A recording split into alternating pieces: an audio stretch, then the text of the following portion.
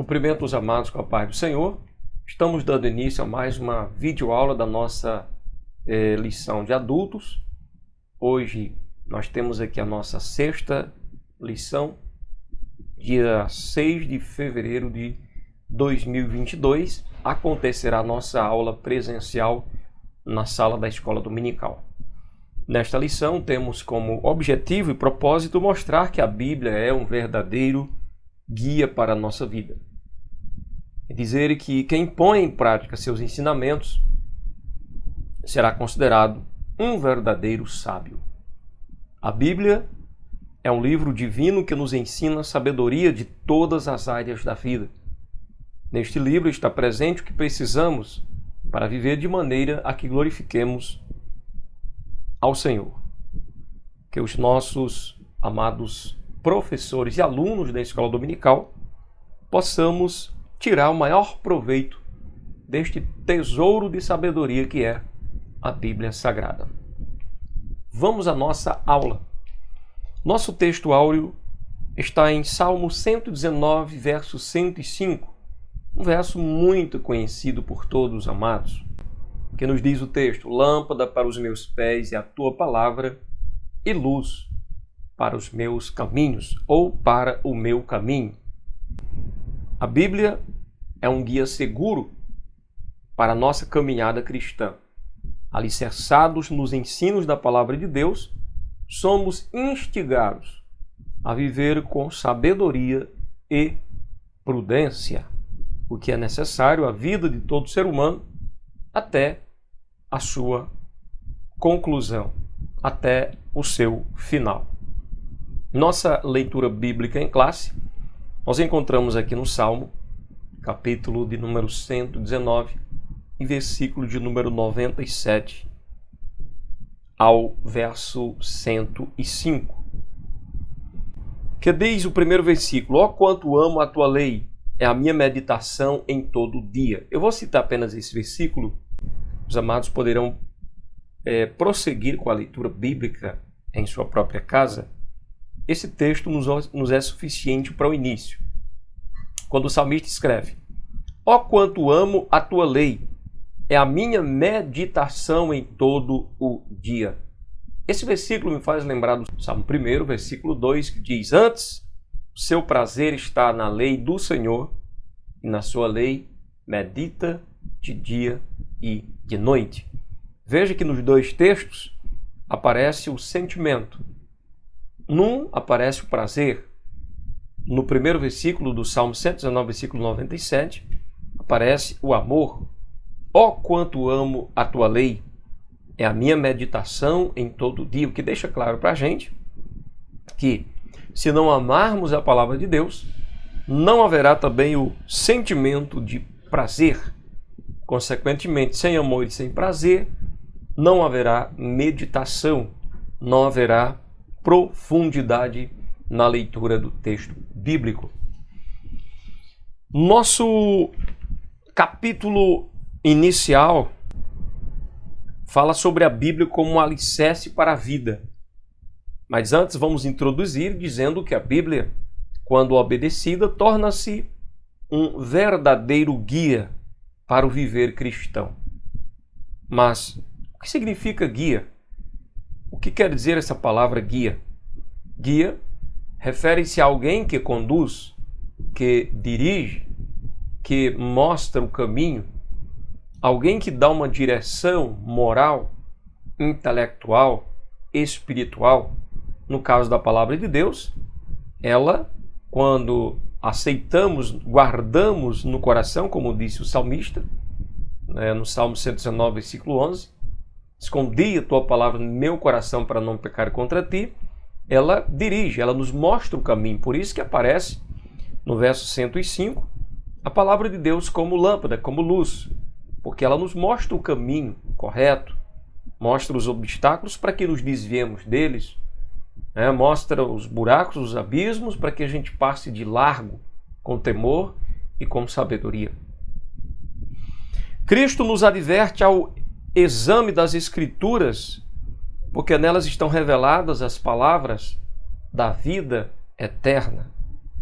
Tiago assevera que a palavra de Deus transforma nossa natureza e nos conduz pela vereda da salvação. Tiago disse no capítulo 1 e versículo 21, pelo que rejeitando toda a imundície e acúmulo de malícia, recebei com mansidão a palavra em vós enxertada, a qual pode salvar a vossa alma. Tiago fala sobre receber a palavra de Deus e guardá-la no coração, porque ela é poderosa para salvar a nossa alma. Nesta lição veremos que a Escritura é um alicerce constituído de sabedoria e prudência para a vida. O que a palavra de Deus é para nós? O que a Escritura é para nós? Um alicerce. Mas o que é um alicerce? Alicerce refere-se àquilo que serve de base, de sustentação para um fundamento, ou para uma grande edificação, ou para uma pequena edificação, tanto faz. É um fundamento, é um sustentáculo, aquilo que sustenta o que está posto sobre ele. Desta forma, quando a lição nos diz que a Bíblia aparece, a palavra de Deus, a Escritura, como um alicerce constituído de sabedoria e prudência, é porque, através da palavra de Deus e nos firmando nela, estamos assim solidificados, construídos a nossa vida sobre a rocha. A Bíblia como alicerce para a vida. Importante ressaltar que a Bíblia é a única infalível revelação escrita, divinamente inspirada. É a única. Não existe um segundo livro fora a Bíblia, extra-Bíblia, que foi escrito por inspiração divina. A palavra de Deus que temos em mãos hoje é totalmente fidedigna para orientar a sua vida quanto às questões morais, intelectuais, espirituais, enfim. Timóteo, capítulo 3, versículo 16 diz: toda escritura divinamente inspirada é proveitosa para ensinar, para redarguir, para corrigir, para instruir em justiça. Quem ouve, por exemplo, nós temos ainda Apocalipse, capítulo 1, verso 1, que diz: revelação de Jesus Cristo, a qual Deus lhe deu para mostrar aos seus servos as coisas que brevemente devem acontecer. E pelo seu anjo as enviou e as notificou a João, seu servo. Esse texto mostra que a palavra de Deus, o livro que nós temos em mãos hoje, o Apocalipse, por exemplo, foi dado pelo Senhor a Jesus, que deu ao anjo para entregar ao seu servo João, para que este pudesse transmitir para a igreja, visando a edificação e fortaleza dos servos do Senhor na fé. Quem ouve e coloca em prática a palavra de Deus é comparado a uma pessoa prudente, cuja casa é alicerçada sobre a rocha. Isso é dito por Jesus em Mateus capítulo 7, versículo 24, quando ele diz: todo aquele, pois, que escuta estas minhas palavras e as pratica, assemelhá-lo-ei ao homem prudente, que edificou a sua casa sobre a rocha. Quando nós falamos sobre edificar na rocha, Jesus está falando para os seus servos acerca da vida, e nós vamos ver isso na lição. Nessa ilustração de Jesus, a casa simboliza a vida, ou seja, a minha vida ou a tua vida, o nosso viver diário com Deus, diante do Todo-Poderoso. Nós temos a oportunidade de edificar nossa casa, ou nossa vida, sobre a fundação, o fundamento da palavra de Deus, ou sobre vãs glórias, que simboliza aí a areia, vãos ensinamentos, sombras variáveis de doutrinas. E a palavra de Deus vai nos instruir que possamos edificar na rocha. Então, a vida deve ser edificada nos ensinos de Cristo, a fim de alcançar a virtude e um destino glorioso. Quando nós lemos, por exemplo, João capítulo 3, versículo 16, nós encontramos a palavra de Deus dizendo que Deus amou o mundo de tal maneira que deu o seu Filho unigênito, para que todo aquele que nele crê não pereça, mas tenha a vida eterna. Ou seja, alcançamos um fim glorioso quando cremos em Jesus e observamos a sua inerrante palavra. Em 1 Coríntios 10, versículo 4, Cristo Jesus aparece como a rocha, e beberam todos de uma mesma bebida espiritual, porque bebiam da pedra espiritual, que os seguia, e a pedra era Cristo. Desde o Antigo Testamento, Jesus já matava, saciava a sede das pessoas como água da vida. Hoje não é diferente. Se você quer matar a sua sede espiritual, com certeza Jesus pode fazer isso. E o interessante é que quando você bebe desta fonte, ela jorra de você para a vida eterna um rio. É algo glorioso, é algo maravilhoso. Então nós vemos aqui que ele tem as palavras de vida eterna. Jesus tem as palavras de vida eterna, e isto foi dito por Pedro em João capítulo 6, verso 68. Quando as multidões se retiram, não querem mais ouvir o mestre, e ele diz para seus discípulos: quereis vós ir também com eles? Responde Pedro e diz: Senhor, para quem iremos nós? Tu tens as palavras da vida eterna. Entenda que os discípulos andavam com Jesus não porque viam milagres, simplesmente os sinais. Nós aprendemos na palavra de Deus que os sinais e maravilhas que Jesus fazia era para que as pessoas reconhecessem quem ele era, o Filho de Deus, o Messias enviado. E uma vez reconhecendo isso, não seguissem mais pelos milagres, mas pela pessoa que ele é. Aquele que faz jorrar água viva, que as pessoas podem saciar a sua sede com ele, conforme reconheceu Pedro. Para onde nós iremos se tu tens as palavras da vida eterna? Então, a síntese desse grande ensinamento é que nem as crises dessa vida, nem a eternidade poderá abalar quem está firmado em Cristo e na sua palavra. Nós vamos ver Mateus capítulo 7, versículo 25, onde Jesus segue ensinando sobre o prudente, sobre o nécio, o tolo, e ele fala o seguinte, que aquele que edificou a sua casa sobre a rocha, desceu a chuva, correram rios, sopraram ventos, combateram aquela casa e não caiu, porque estava edificada sobre a rocha. Se você edifica a sua vida sobre a palavra de Deus, não impede da chuva cair, dos rios correrem, não impede do vento soprar contra você. Mas a palavra de Deus segura, mantém, te estabiliza e impede que você venha sofrer o tombo. E a Bíblia diz que quando cai é grande a queda. E Deus não quer que a gente passe por essa grande queda. A palavra de Deus é luz. Os salmos declaram que a palavra de Deus é lâmpada para os pés e luz para o caminho. Significa que a Bíblia possui orientações para cada passo do nosso viver e instruções para todo o curso da nossa vida. Pedro fala da palavra como uma luz que alumia em lugar escuro. Nós encontramos isso em 2 Pedro 1, verso 19. Quer dizer que a luz das Escrituras dissipa a escuridão espiritual e nos conduz em segurança pelo caminho da vida eterna.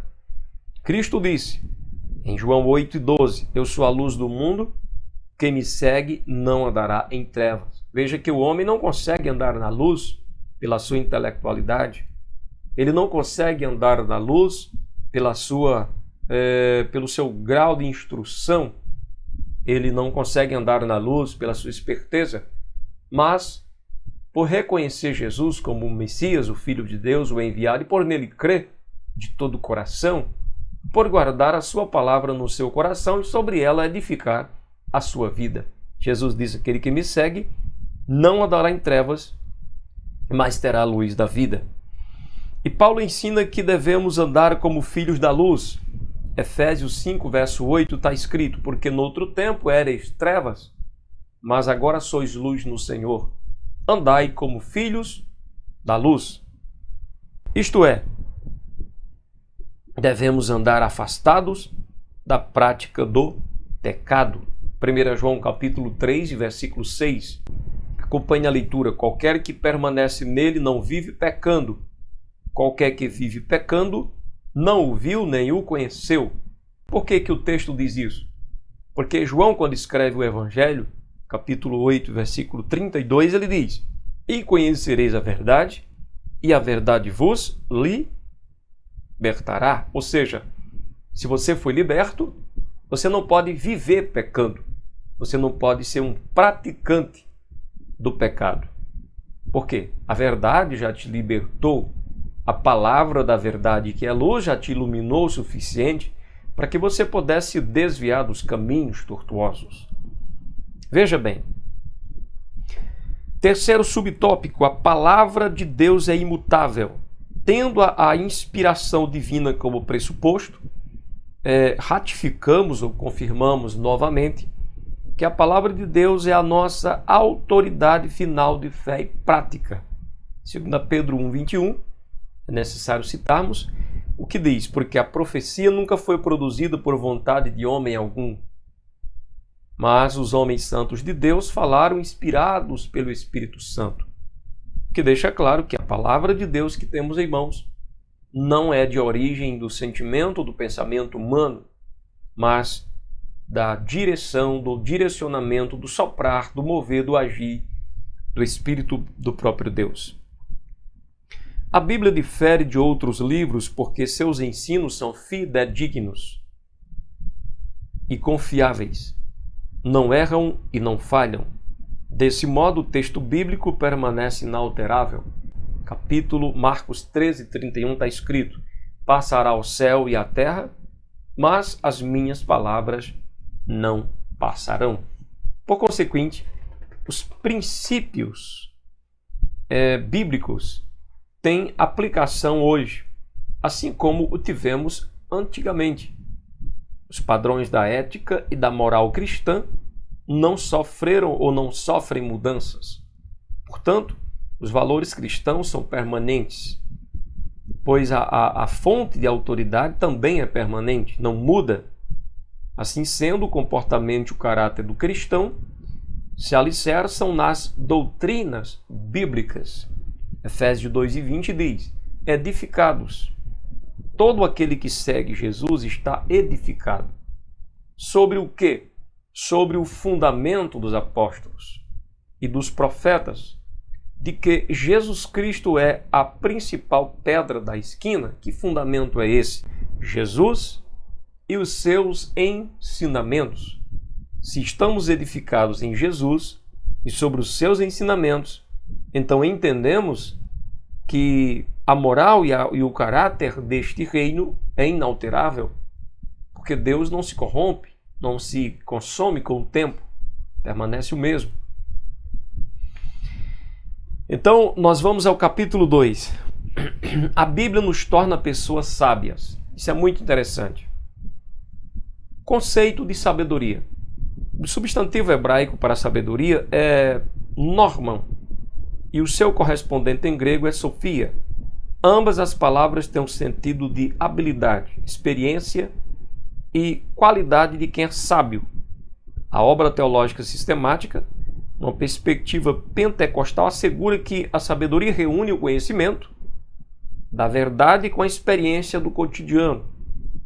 Significa que o conhecimento absorvido pela mente deve ser aplicado em todas as situações da vida.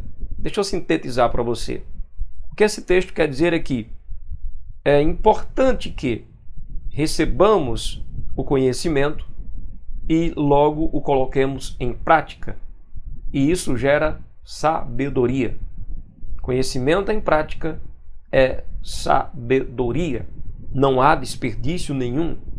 Provérbios 4, verso 5 ao 8 diz: adquire a sabedoria, adquire a inteligência, e não te esqueça, nem te aparte das palavras da minha boca. Não desampares a sabedoria, e ela te guardará. Ama, e ela te conservará. A sabedoria é a coisa principal. Adquire, pois, a sabedoria, sim, com tudo o que possuis.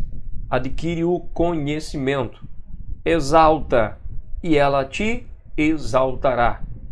e abraçando-a tu, ela te honrará. Veja que existe aqui a recepção e a guarda, a prática, o viver diário. Quando recebemos da parte de Deus esse conhecimento, esta sabedoria, ela nos preserva. Nesse aspecto, conhecimento sem a prática não produz sabedoria. Deus é a fonte da sabedoria. Qual que é a fonte? O próprio Deus. A sabedoria é um dos atributos divinos, conforme disse Daniel, capítulo de número, deixa eu procurar aqui para os amados, capítulo 2, verso 20. Falou Daniel e disse: seja bendito o nome de Deus para todo sempre, porque dele é a sabedoria e a força.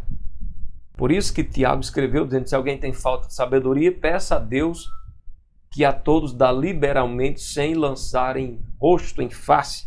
Mas peça com fé, não duvidando. Louvado seja Deus. Romanos 16, versículo 27, também está escrito o seguinte: ao único Deus sábio seja dada glória por Jesus Cristo para todos sempre. Amém. Ao único Deus sábio.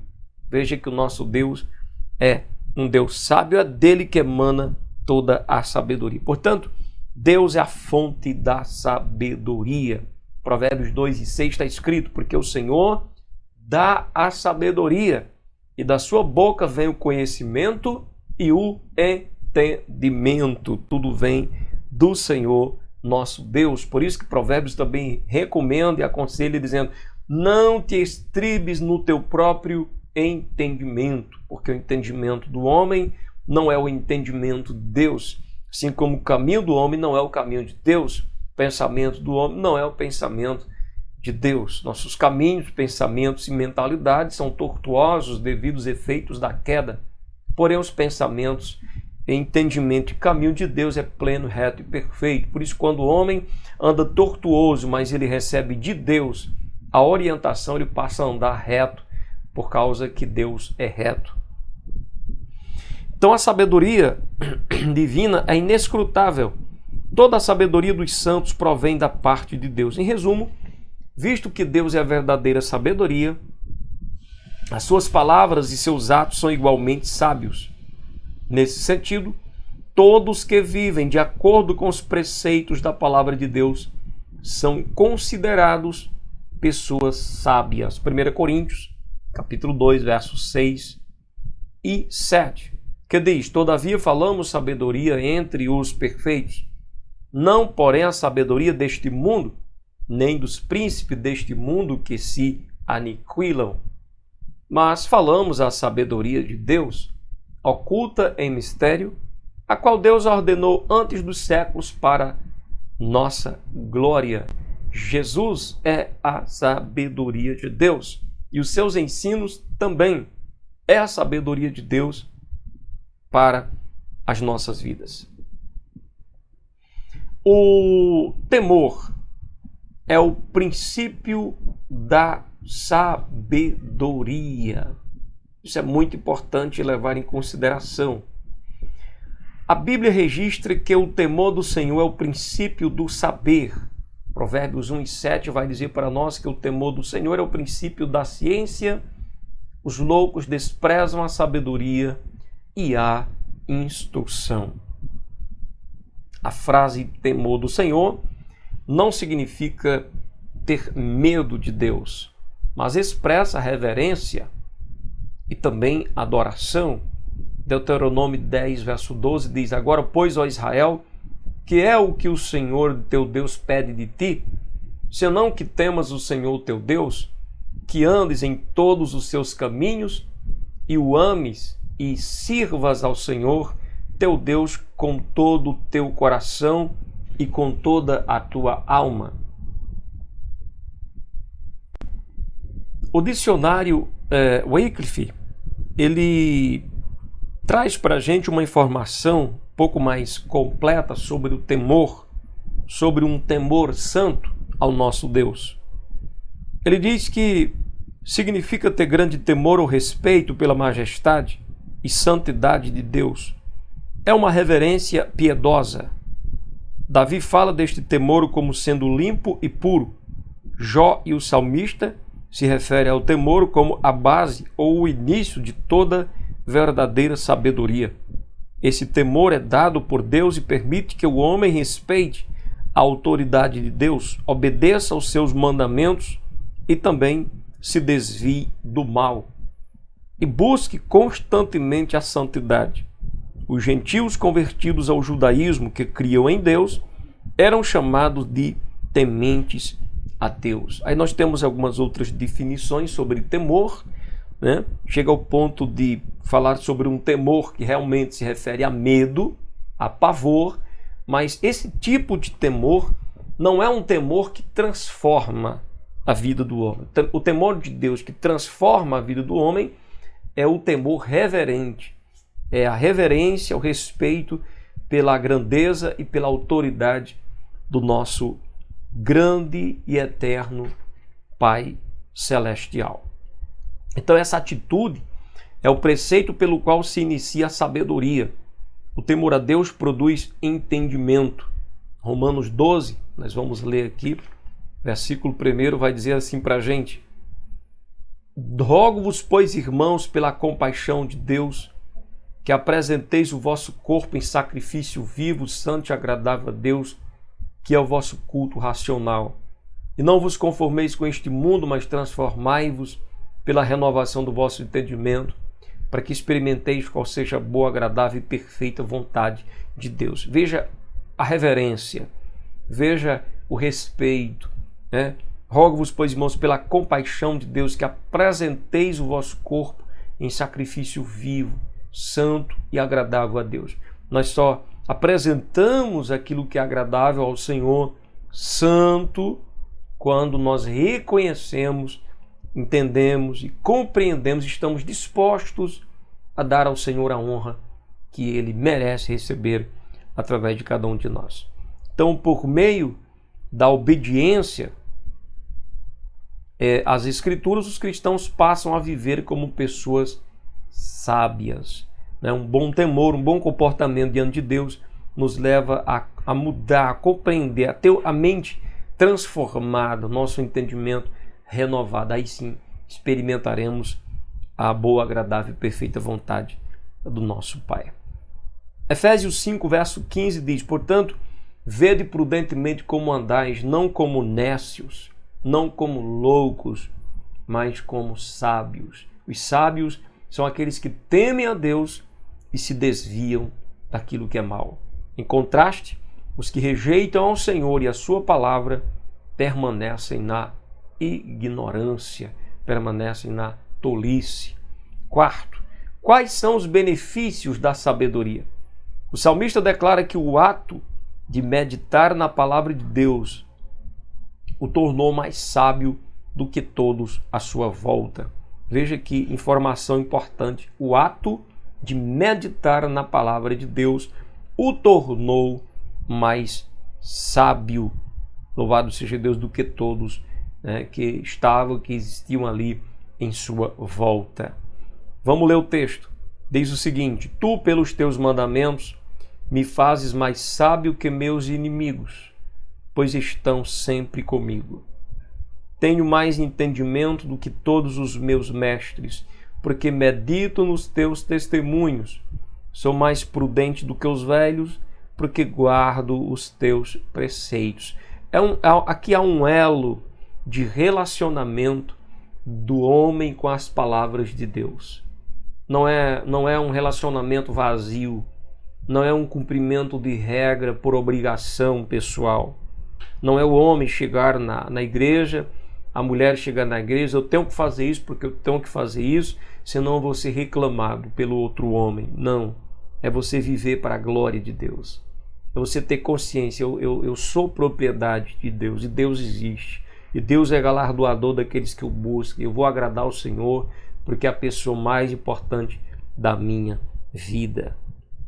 Essa afirmação significa que ele adquiriu sabedoria ao aplicar os preceitos do Senhor na sua vida. Quanto mais você cumpre a palavra de Deus, mais sábio você fica. Salomão assegura que a pessoa sábia tem muitos benefícios. Provérbios 9, verso 12, está escrito: se fores sábio, para ti sábio serás. E se fores escarnecedor, tu só o suportarás. Louvado seja Deus para sempre. Vamos continuar. Dentre eles, acumula conhecimento. Provérbios capítulo 10, verso 14. Os sábios escondem a sabedoria, mas a boca do tolo é uma destruição.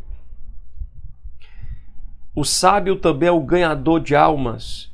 Provérbios 11, 30. O fruto do justo é árvore de vídeo, que ganha alma sábio é. A palavra mostra que torna-se próspero e exerce domínio próprio. Provérbios 29, 11 está escrito: um tolo expande toda a sua ira, mas o sábio a encobre e reprime, porque a ira é, como diz outra parte, se abriga no seio dos tolos. O sábio não retém a ira consigo, porque ele sabe que ela é destrutiva para a sua própria vida. Em vista disso, somos advertidos a empregar esforços na busca da sabedoria, para identificar uma pessoa sensata, e que o adjetivo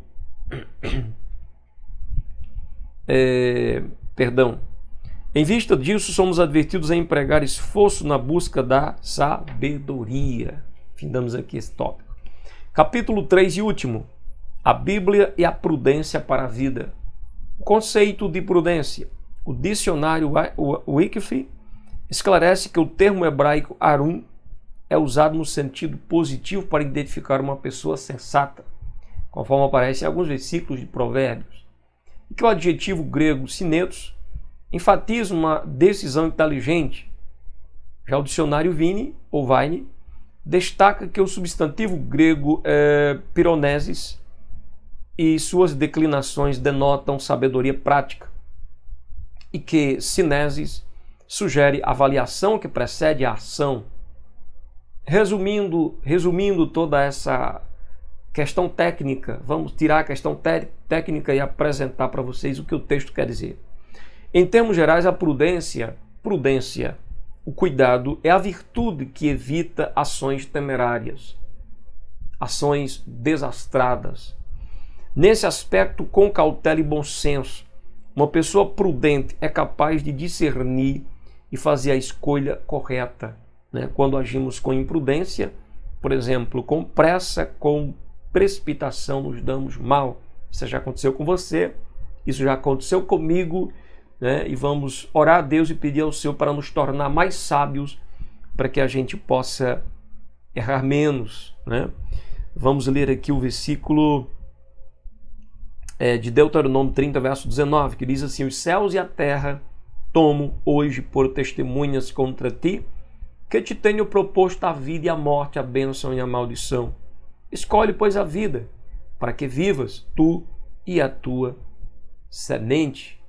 Deus te deu capacidade de fazer a escolha certa, então escolha o que é bom, escolha aquilo que Deus está colocando diante de você, mas aquilo que é bom. Deus coloca ao teu dispor bênção e maldição, vida e morte, e Ele mesmo indica para você, Ele diz: escolhe a vida, escolhe a bênção. Então, sabiamente, vamos fazer essa escolha e vamos nos dar muito bem. A prudência dos justos. A pregação de João Batista tinha como finalidade converter os rebeldes à prudência do justo. Nesse sentido, a mensagem da salvação em Cristo não apenas restaura o pecador, mas também o faz andar por veredas de retidão. Provérbios 4, 18. Mas a vereda dos justos é como a luz da aurora, que vai brilhando mais e mais até ser dia perfeito. Começa raiando fraco, devagarinho, e vai crescendo, até se tornar como um meio-dia. O que diz também em 2 Coríntios 5,17, uma transformação radical em Cristo. Assim que se alguém está em Cristo, nova criatura é, as coisas velhas já passaram, e eis que tudo se fez novo. Paulo declara que a graça de Deus nos traz sabedoria e prudência. A sabedoria para compreender a verdade, e a prudência para agir corretamente. Sabedoria te faz compreender a verdade e a prudência te faz agir corretamente segundo a vontade de Deus. Essas dádivas são aperfeiçoadas pela oração. Veja que coisa interessante a lição nos traz aqui. Essas dádivas, a sabedoria e a prudência, são aperfeiçoadas quando o crente ora, quando o crente lê as Escrituras e quando mantém comunhão com o Espírito Santo de Deus. Vamos ler, por exemplo, posso citar para você 1 Tessalonicenses 5,17, onde lá existe uma recomendação fundamental de Paulo. O Espírito de Deus usa Paulo para dizer para nós, para os cristãos da sua época e para nós agora no século 21, orai sem cessar. Se existe uma pessoa que nós precisamos conversar muito com ela, se chama Deus Todo-Poderoso. O Jeová Jiré, o grande Deus Todo-Poderoso. Precisamos muito conversar com Ele. Também ler as suas palavras e buscar em oração a compreensão da mesma. E manter a comunhão com o Espírito Santo. 2 Timóteo 3, 14 e 15 diz: Tu, porém, permanece. Veja que há necessidade de permanência naquilo que aprendeste e de que foste inteirado, sabendo de quem o tens aprendido, e que desde a tua meninice sabe as sagradas letras que podem fazer-te sábio para a salvação pela fé que há em Cristo Jesus nosso Senhor. Quais os benefícios da prudência? O livro de Provérbios descreve os benefícios da prudência. Se você pegar aí na sua casa, Provérbios 11, Provérbios 1, versículo 1 ao 6, você vai ver que a palavra de Deus, quando observada, ela nos traz prudência, nos torna prudentes, cuidadosos, sábios. Dentre eles, destaca-se, por exemplo, o autocontrole para não revidar ofensas. Nós aprendemos também em Provérbios a humildade para não exibir conhecimento, a correta tomada de decisões, o pensar antes de agir para não ser influenciado, o alcance de boa reputação e alta posição, a sujeição ao aprendizado e também à correção, e o desviar-se do perigo por meio de soluções antecipadas. Nos evangelhos, Cristo Jesus ele enfatizou que a pessoa prudente tem a palavra de Deus como regra de vida. Nós já lemos isso em Mateus capítulo 7, versículo 24. Procede com retidão e cumpre seus deveres com fidelidade. Por fim, cuida com esmero da sua vida espiritual e mantém acesa a chama do Espírito Santo. Não é como aquelas 5 virgens loucas que não tomaram cuidado de levar azeite consigo. Em vista disso, a Bíblia nos exorta a viver prudentemente, não como loucos. Concluímos dizendo que a Bíblia é um guia seguro para a nossa caminhada cristã. O texto sagrado aponta para Cristo, o único caminho que leva à vida. Nessa nobre tarefa, a imutável palavra de Deus alumia o caminho que devemos trilhar. Assim, por meio da obediência às Escrituras e prudência em nosso andar como filhos da luz. Findamos aqui a nossa 6ª lição da revista de adultos. Estamos estudando a supremacia das Escrituras. Dentro desta lição, trouxemos esse ensinamento extraordinário para a sua vida, para as nossas vidas, para que a gente cresça cada vez mais em sabedoria e nos tornemos pessoas mais prudentes para nos desviarmos do mal para a honra e a glória do precioso nome de Jesus. Que Deus abençoe a tua vida. Até a próxima aula em nome de Jesus.